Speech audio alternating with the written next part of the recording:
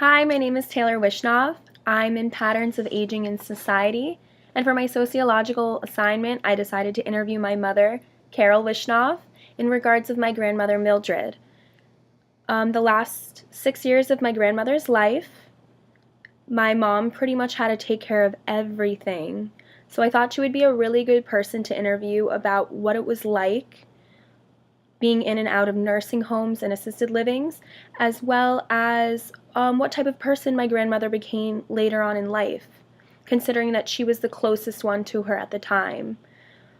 I used a lot of concepts that we learned in class to talk to my mother because I wanted to relate what we were learning to a real life person that was really close to me for such a long time. So I really hope you enjoy it, and there we go. So I sat you down to talk about your mother, Mildred Carmen. I wanted to talk to you about the events that led up to her death. You took care of her for about 6 years before she passed away, moving her in and out of assisted livings, nursing homes, meeting multiple different aides which stayed with her by her side every second of every day. How old was she when her age started to get the best of her, and how did it affect her everyday life? Well, I guess she was probably around 78. And what happened was I didn't get a call from her for a really long time one day. And I was really worried because I always talked to her. And it was mostly physical. And what happened was I went to her house and she was stuck in the bathroom for 24 hours. She had broken her femur bone, which is this bone right here, your thigh. After she broke her femur bone, she was doing pretty well, and she had an aide, I think like a couple hours a day, just to help her shower and everything. And she was doing fine. She woke up in the middle of the night. She didn't have her walker. She didn't use her walker. She forgot because she had to go to the bathroom. And then she fell and she slammed her elbow on the dresser and severely broke the elbow. And after that, she couldn't use the walker to rehab her leg. So she decided at that point, I believe, that she just would give up. And her expenses were getting ridiculous because it cost around, I think it was $350 or $360 a week. Since her costs were getting so high and she wasn't really interested in rehabilitation, we decided to uh, move her into a apartment with an aide full time because then we would be able to afford it, and we sold her house. And I decided to find an assisted living that was close by to the house. Are there any good stories you can share about her stay at the assisted livings and nursing homes? How was she treated? How are the living conditions compared to living in a normal home? Well, she felt personally that everybody else were, um, as she called it, misfits, that she didn't belong there. Uh, it was very clean. The aides, would sit around. They weren't very attentive, I believe. And there was a story with the assisted living. It was August, and one of the aides wheeled her outside to get some fresh air in August in Florida, as much as fresh air as you can get. And I get a phone call that said my mother was being rushed to the hospital. And I ran to the hospital to find that she had a heart attack and she was suffering from hyper, um, not hyperthermia, where she just had gotten too much sun.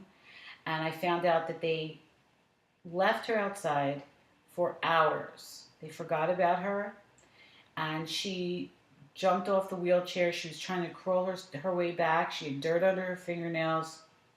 She was severely burned. Um, so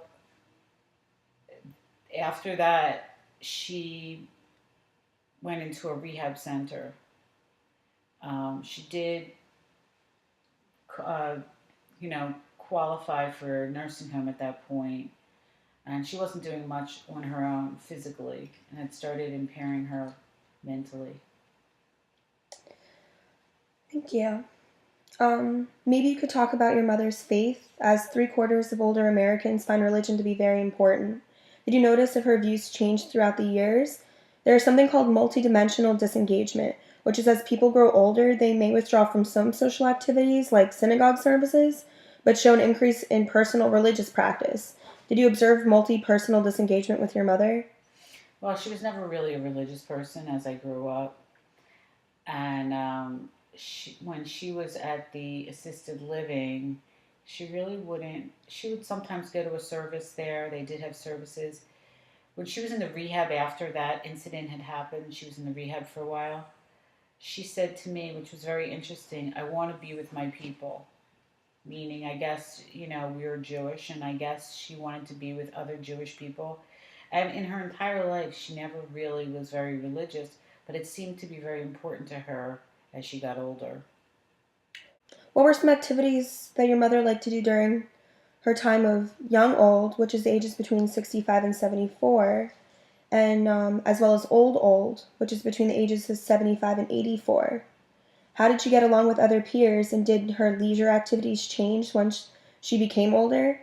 Would she would she say the activities she was involved in were stereotypical of what the average old person would spend their time doing? Definitely. When she was able to do things, she used to play canasta and she used to go to women's organizations. And she wasn't the most, I don't think she was the most liked or friendly. She was always in charge of things instead of going with the flow. And as she physically declined and was unable to drive, a lot of the women didn't come around, and they really didn't want much to do with her, whether it was because they didn't want to see themselves as that way or they just didn't like her. And when she went into the assisted living, she did very little. And later on, when she went into the nursing home, she was pretty much wheelchair bound and didn't do anything. She pretty much lived in her own head. For how many years?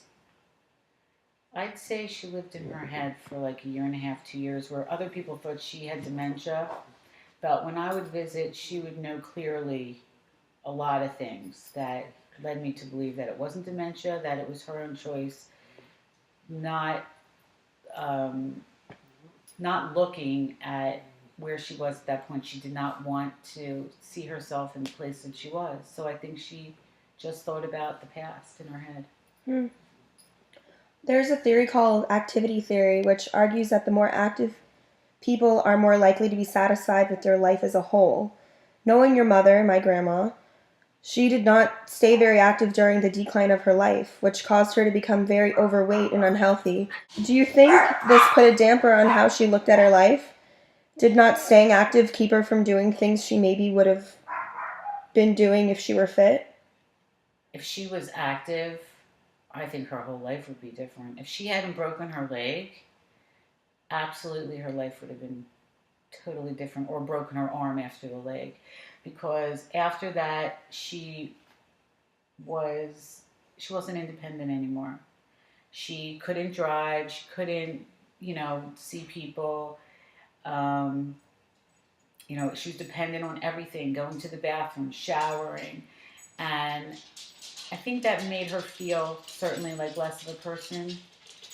um, she reverted. At times she would call me mama because I would be her caregiver, and I became her mother, and she became the child.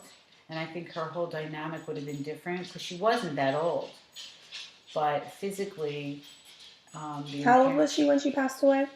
84.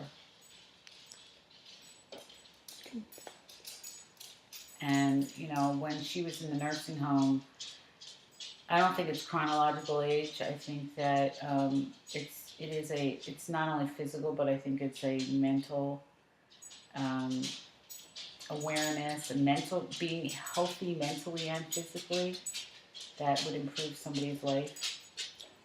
Yeah, she couldn't even go to the bathroom by herself at the end. No, she couldn't do anything herself, and she was dependent upon a lot of people who basically got paid very little, and it wasn't an urgency for them to see her.